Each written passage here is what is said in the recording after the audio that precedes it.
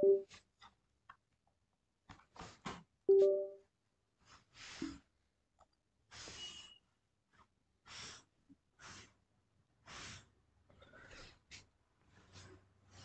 Dear students, welcome to our channel education Bangla. আজকে আমরা HS 2023-এর chemistry সাজেশনের লেকচার নাম্বার 8 কমপ্লিট করব। ঠিক আছে, এটা ডি ও এফ ব্লক মৌল নিয়ে এই লেকচারটা হবে।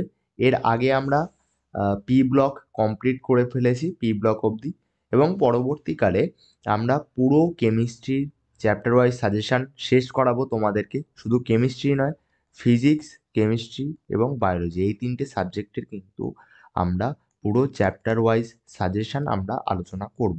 ঠিক আছে, এর পাশাপাশি বায়োলজির ক্ষেত্রে কিন্তু আমরা কনসেপ্ট বক্সের ভিডিও আনছি। কনসেপ্ট বক্স, সেটা যদি তোমরা না দেখে থাকো, ডেসক্রিপশনে লিঙ্ক দেওয়া থাকবে, তোমরা গিয়ে দেখতে পারো।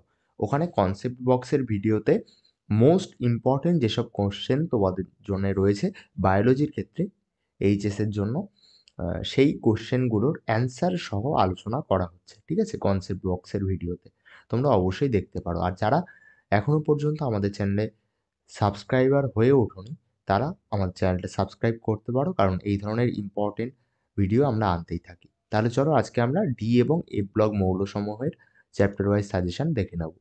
ডি ও এফ ব্লক মৌলসমূহ, এটার যদি আমরা প্রথমে মার্কস ডিস্ট্রিবিউশন দেখি, এই চ্যাপ্টার থেকে তোমাদের কিন্তু একটা এমসিকিউ আসে, একটা এসিকিউ আসে এবং একটা 3 মার্কের কোশ্চেন আসে।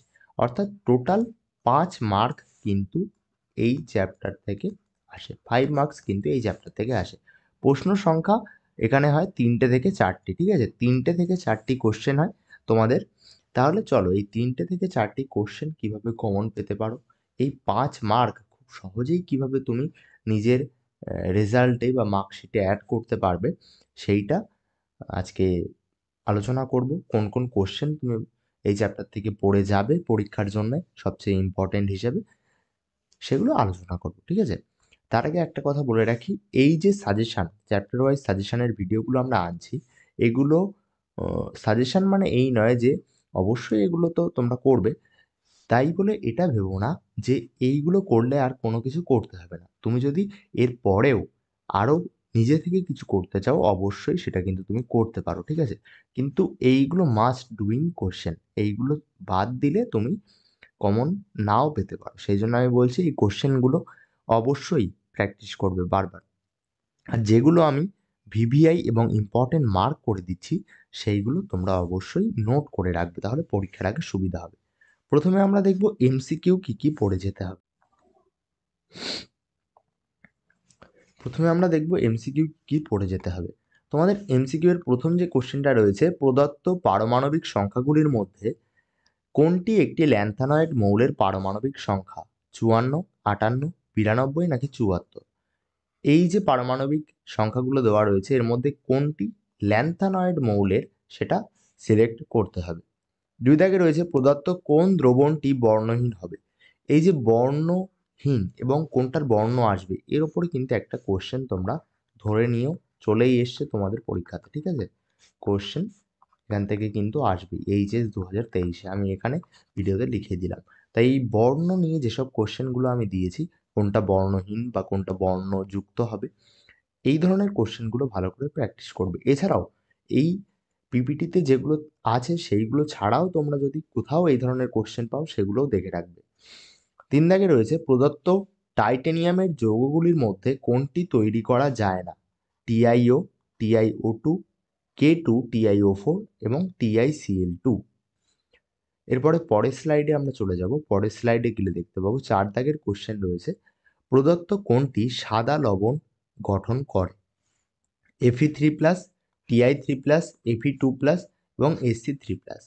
এই যে এফির কিন্তু এটা উপরে হবে, এই ধরনের লেখা হবে Fe3+, তোমরা বুঝতেই পারছো চার্জ এটা মাথায়, অর্থাৎ Fe এর উপরে।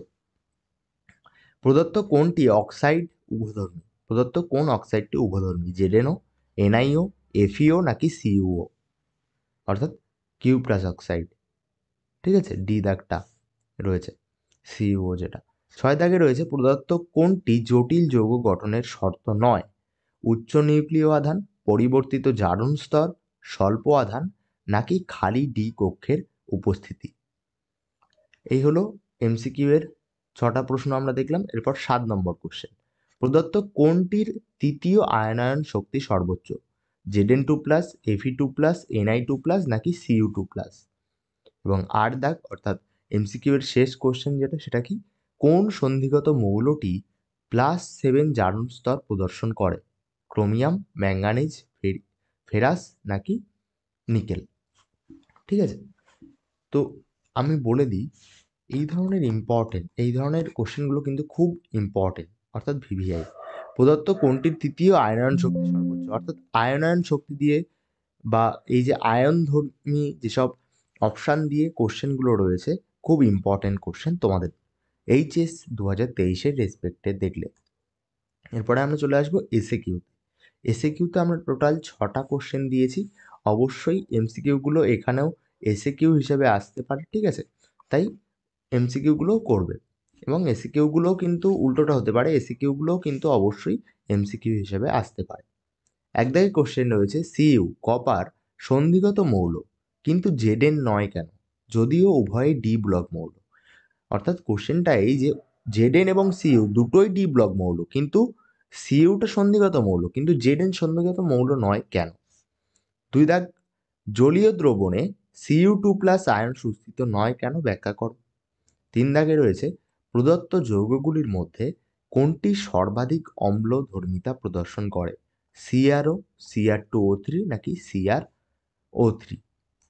এরপরে চলে যাব 4 দাগে কোশ্চেন রয়েছে, K3FeCN6 এর এখানে একটু টাইপিং মিস্টেক রয়েছে, এটা হবে পরাচুম্বকীয়। ওকে, পরাচুম্বকীয় ঘূর্ণন ভ্রামকের মান কত হবে? এখানে যে জটিল যৌগটি দেওয়া রয়েছে, এর পরাচুম্বকীয় ঘূর্ণন ভ্রামকের মান কত হবে সেটা তোমাদের লিখতে হবে। এরপর চলে আসবো 5 দাগে কোশ্চেন রয়েছে, সিইউ অর্থাৎ কপারের দ্বিতীয় আয়নায়ন শক্তি বেশি হয় কেন? এবং 6 দাগ, ফেরাস যৌগ অপেক্ষা ফেরিক যৌগে চৌম্বক ভ্রামক বেশি কেন? এরপরে আমরা চলে যাব 3 মার্কের কোশ্চেন। এমসিকিউ দেখলাম, এসিকিউ দেখলাম, এবং 3 মার্কের জন্য কি কি পড়তে হবে সেগুলো দেখে নাও। এক জায়গায় রয়েছে, Mn2+ ও Fe2+ এর মধ্যে কোনটিকে সহজে +3 স্তরে, +3 এটা কি, জারণ স্তর, +3 জারণ স্তরে উন্নীত করা যায় এবং কেন? Zn2+ আয়নের যৌগগুলি সাদা হয় কেন? এটা কিন্তু ভিভিআই। ওকে, 2 দাগ রয়েছে, CuSO4 এর জলে CuSO4 এর জলীয় দ্রবণে Ki দ্রবণ যোগ করা হলো, কি ঘটে সমিত সমীকরণ সহজ? অর্থাৎ CuSO4 রয়েছে, তার সঙ্গে Ki আর কি যোগ করা হলো, এটা কি মাধ্যম? H2O মাধ্যম, অর্থাৎ জলীয় মাধ্যমে রয়েছে, কি বিক্রিয়া ঘটবে সেটা লিখতে হবে। এই কোশ্চেনটা কিন্তু ভিভিআই, অর্থাৎ তোমাদের পি ব্লক এবং ডি ব্লক এই চ্যাপ্টার থেকে ডাইরেক্টলি কিন্তু এরকম বিক্রিয়া ধরে প্রশ্নোত্তর আসে, ঠিক আছে, প্রশ্ন আসে। তো এই ধরনের কোশ্চেনগুলো ভালো করে প্র্যাকটিস করে রাখবে। 3 দাগে রয়েছে, কেআই দ্রবণকে KMnO4 দ্রবণ সহ বিক্রিয়া ঘটানো হলো, কি ঘটবে? একইভাবে ওই বিক্রিয়ার প্রশ্ন। 2 দাগে রয়েছে, Cu+ আয়ন ও Cu2+ আয়নের ন্যায় রঙিন লবণ উৎপন্ন করে না কেন? ঠিক আছে, উৎপন্ন করে না কেন?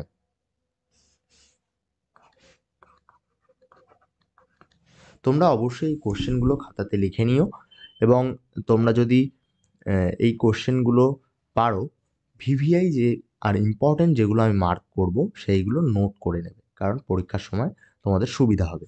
4 দাগে রয়েছে, ল্যান্থানাইড সংকোচন কি, এর কারণ লেখো, এটা অবশ্যই ভিভিআই। 5 দাগ, KCl ও গাঢ় H2SO4 এর সঙ্গে পটাশিয়াম ডাইক্রোমেটের বিক্রিয়াটি লেখো, ল্যান্থানাইড মৌলগুলোর সাধারণ জারণ স্তর কি? ঠিক আছে।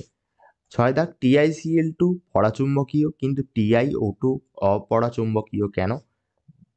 জিঙ্ক লবণগুলো সাদা কিন্তু কপারের লবণগুলি রঙিন হয় কেন? এই যে দুটো কোশ্চেন রয়েছে, দুটো কোশ্চেনই কিন্তু ইম্পর্টেন্ট, অর্থাৎ দুটো পার্ট কোশ্চেনের, সেই দুটো পার্টই কিন্তু ইম্পর্টেন্ট। এরপরে চলে যাব,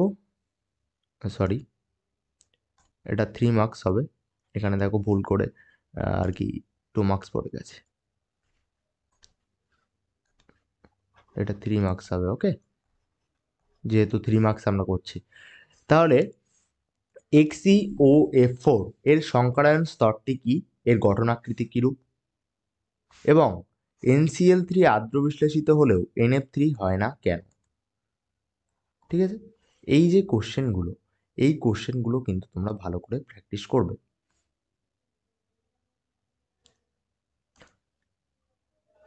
এই কোশ্চেনগুলো ভালো করে যদি তোমরা প্র্যাকটিস করে যাও, তাহলে এর থেকে কিন্তু তোমরা কমন পেয়ে যাবে। আজকের ভিডিওটি ভালো লাগলে লাইক করতে পারো, বন্ধুদের কাছে ভিডিওটি শেয়ার করতে পারো, এবং তোমরা আর কী কী ধরনের ভিডিও চাও সেটা কমেন্ট করে জানিও, এবং আমাদের চ্যানেলে নতুন হয়ে থাকলে সাবস্ক্রাইব করতে পারো। আজকের ভিডিওটা যারা দেখলে তোমাদের সবাইকে জানাই এডুকেশন বাংলার পক্ষ থেকে থ্যাংক ইউ। এইভাবে কানেক্টেড থাকো আমাদের সঙ্গে, এবং অবশ্যই বায়োলজির কনসেপ্ট বক্সের ভিডিও যদি দেখতে চাও, ডেসক্রিপশনে লিঙ্ক রয়েছে, তোমরা দেখে নিতে পারো। এবং ফিজিক্স, কেমিস্ট্রি, বায়োলজির আলাদা আলাদা চ্যাপ্টার ওয়াইজ সাজেশনের প্লেলিস্ট তৈরি করা রয়েছে, প্রত্যেকটার আলাদা আলাদা লিঙ্ক দেওয়া রয়েছে, তোমরা চাইলে সেগুলো ডেসক্রিপশন থেকে দেখে ভিডিওগুলো চেক আউট করে নিতে পারো। থ্যাংক ইউ আজকের ভিডিওটা যারা দেখলে তাদের সবাইকে। পরের ভিডিও আমরা খুব তাড়াতাড়ি আনবো, ঠিক আছে? এবং পরের ভিডিও যেহেতু আমরা প্রথম যে শিডিউলটা দিয়েছিলাম ডিসেম্বরের, তার মধ্যে আমরা ডি ব্লক অবধি কমপ্লিট করে ফেলেছি। তো আমরা নতুন শিডিউল জানুয়ারির ক্ষেত্রে যেটা বের করব, সেই শিডিউল মেনেই কিন্তু পরের আর কি ভিডিও আসবে। তো তোমরা সেটার জন্য আমাদের চ্যানেলটা সাবস্ক্রাইব করে রেখো, শিডিউলটা খুব তাড়াতাড়ি পেয়ে যাবে। Thank you. অন্য ভিডিওগুলো দেখতে পারো।